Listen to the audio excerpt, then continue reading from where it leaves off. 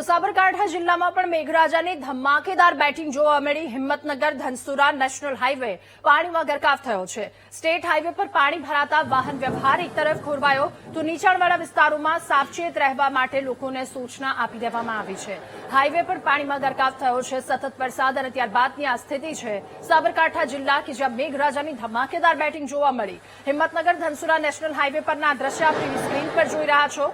સતત વરસાદના કારણે હાઈવે પાણીમાં ગરકાવ થયો છે, સાથે વાહન ચાલકોને મુશ્કેલી વેઠવાનો વારો આવ્યો છે। સ્ટેટ હાઈવે પર પાણી ભરાતા વાહન વ્યવહાર પણ ખોરવાયો અને નીચાણવાળા વિસ્તારોમાં લોકોને સાવચેત રહેવા માટે સૂચના અપાઈ છે।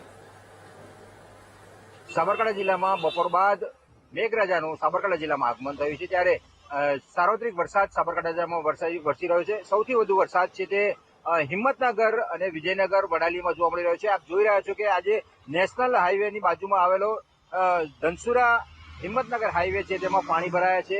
હાલ સ્ટેટ હાઈવે પર ઉભા છે અને સ્ટેટ હાઈવેમાં કાકરોલ કંપા નજીક આવેલા આ હાઈવે પર પાણી ભરાતા વાહન ચાલકોમાં ભારે મુશ્કેલીનો સામનો કરી રહ્યા છે।